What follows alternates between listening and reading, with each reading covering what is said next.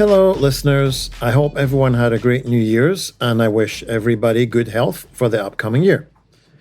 I'm going to start off this year by talking about something I have spoken about many times before. However, it's always good to hear things again as a reminder, and there are also new listeners coming online all the time, and they've perhaps not yet listened to the entire back catalogue.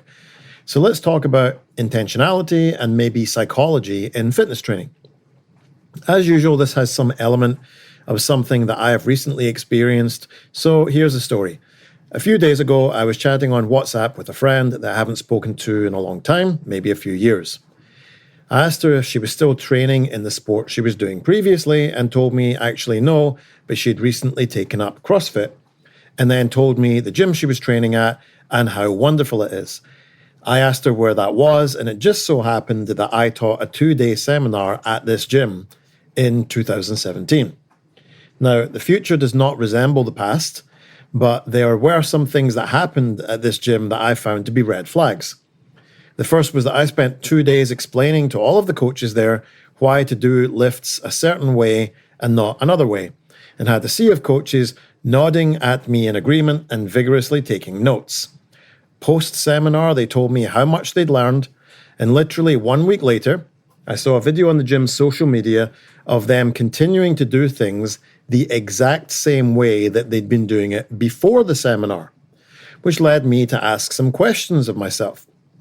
Questions like, why would a gym pay me to fly over, spend 2 days on coach education, only for things to change in absolutely no way whatsoever? And I know that for myself, when I get new information, I'm super keen to implement it. So why weren't they doing this? Secondly, it may very well be the case that they simply didn't disagree with what I was saying. So why not ask me at the seminar so that I could clarify why I was saying what I was saying?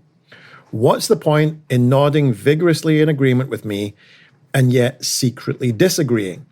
I even saw this at university recently, where one of my tutors, who I knew didn't agree with what was being said, was nodding her head up and down so much with what was going on that I was concerned that her head might actually fall off her shoulders. When I asked her about it, she said, "Oh, that's good. My masking was working and they didn't know." Now, maybe it's just my Asperger's, but I don't understand why people agree when they actually disagree. It undermines my ability to trust anything anyone says.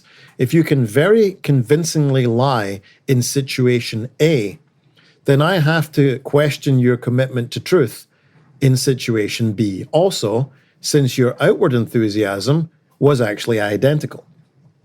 So, anyway, I come to a seminar to learn how to do things better, and then don't bother my ass to do those things better was red flag number 1 for this gym. Red flag number 2 was that not long after, they actually advertised that they were running a seminar.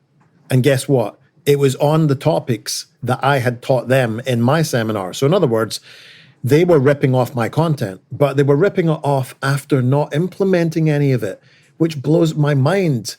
If you thought it was valuable enough to teach it to other people, why are you not doing it yourself? Not okay. Anyway, this is the gym that my friend now tells me she's training at, and then goes on to say she might be heading off to find an appointment to see a physiotherapist or sports massage because she has some shoulder pain, because the exact same lift was in the training program at the gym 2 days in a row. And this is why I just can't with group training. Like, the number of times I've seen coaches literally just make something up on the fly because, they were on vacation and forgot they were supposed to write programming. They went out last night and didn't have time to do it, and so on. I've seen it loads of times. If I was a paying client, right, I'd be making the assumption that I'm paying for a program that was better planned than one I could literally make up myself by throwing some dice. I'm sorry, but if you're charging people $200 a month and the main USP is that you have a coach designed program, but then that program is literally the same 2 days in a row, or using the same body part 2 days in a row, I'd say this is a big issue. So I said, oh, okay, that's pretty interesting. Send me the workouts. So she sent them over, and yep, they literally did the exact same lifts, the clean and jerk, on a Saturday and then on a Sunday. You can't do this. I also want to say that these lifts, clean and jerk, are very technical. I personally would argue they shouldn't be part of a workout because when you get tired, technique is the first thing to go out the window. I don't think there's anything wrong with working clean and jerk in a technique session or a strength-driven session, but not as part of a workout. Now, what happens when people get tired in the clean is that people normally start to bicep curl the weight up instead of using the hips to drive the movement. So I ask her, okay, shoulder pain, is the pain on the front part of your shoulder, below the bony shoulder part, and above, the top of your bicep? She replies, yes, it is. Okay, well, this doesn't surprise me because the structures that are in that area are the bicep tendons. So by doing her cleans under fatigue, she'll have started to use the biceps, and then she would have been given this movement 2 days in a row. There's a high chance she has bicep tendon inflammation. So I explain this to her and say it's pretty bad. And, it's been a while since I've worked in a gym, and I'd forgotten how gym clients work. And it's the same way as anyone in any toxic relationship works: excuses and denial. Because her first response was to say, oh, it's a big deal. Not a big deal. It's just a niggle. I probably need to get stronger. Now, in my book, it works like this. If you walk into the gym pain-free, then perform a movement and walk out with pain, then it means that the movement you performed has caused an injury. If you've developed that injury because the volume or the load of the movement that injured you was too high, then this is the fault of whoever wrote that program or was coaching you through that. Nobody else. Gaslighting yourself that it's your fault you got injured whilst doing something inappropriate that someone else has told you to do is a sign that you are in a toxic relationship with your training. Your coach can be the nicest person in the world, but that's not an argument when it comes to poor program design, right? That's just like a straw man fallacy, we would call that probably, which is where you're creating a completely new argument and not just dealing with the one that's been presented. You got injured due to poor coaching. Simple.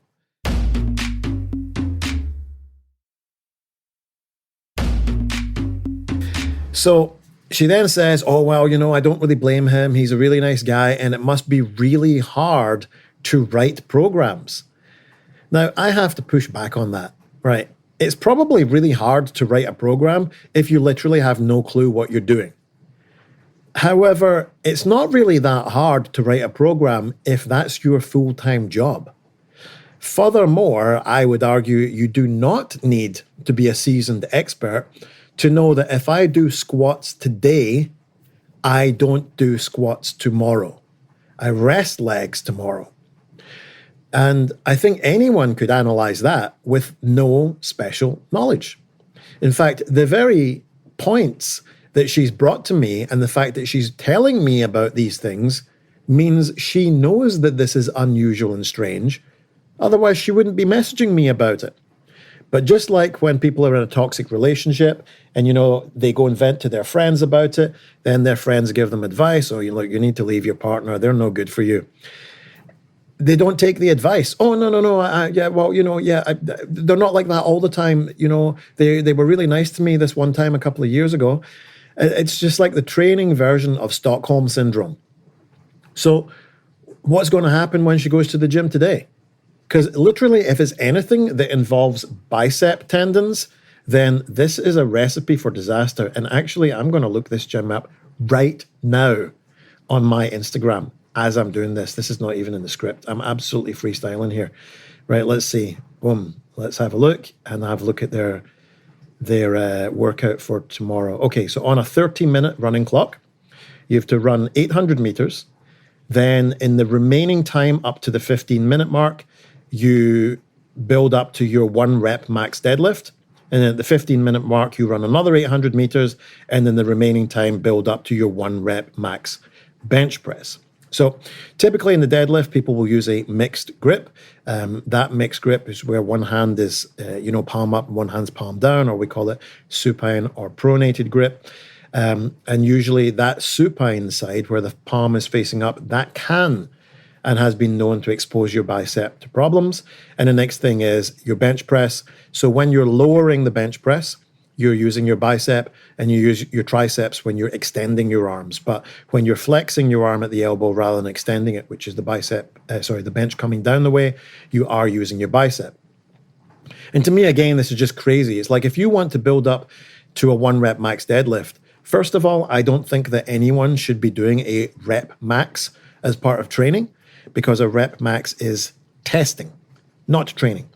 And I certainly wouldn't try to build up to a rep max of anything after going for a long run, because again, you're going to be super fatigued.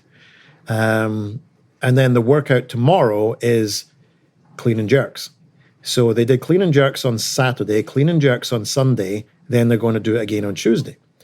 This literally makes no sense. Wednesday's workout, clean and press. It's the same thing. You see, this is why I just can't with this. It's absolutely insane. And there's literally no way that coach could justify this to me. Because even if you wanted to get good at the clean and jerk, that doesn't mean you do clean and jerks until your arms fall off, right? It's nuts. Complete recipe for disaster. However, in a group training scenario, what are you going to do about this? You don't show up to a restaurant, right, having booked the set menu, and then start making a la carte requests. Similarly, you can't show up to a group class and start asking them for personal training. And this is why I just can't recommend group training, unless it's a group training thing where low skill movements are involved. Because a few weeks ago, I made an episode about the efficacy of training with others and how the fun and enjoyment of that helps with the stickability.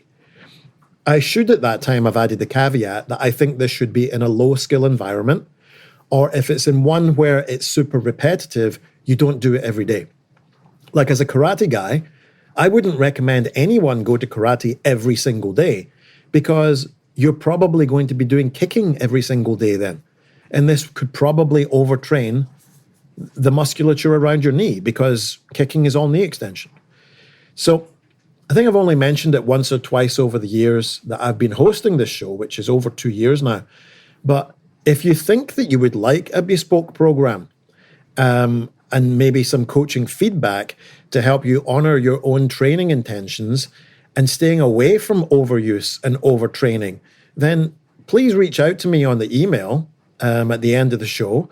I do always wonder why in nearly 2.5 years, I've only had 2 inquiries about training. And one of them, I spent an hour on a Zoom call where the woman was telling me about how to train. It didn't even make any sense. But that's what happens sometimes, right? Some people just have main character syndrome. Anyway, I'm definitely looking for, I wouldn't say a couple of new remote coaching clients, because frankly, I would take 1,000 if I could.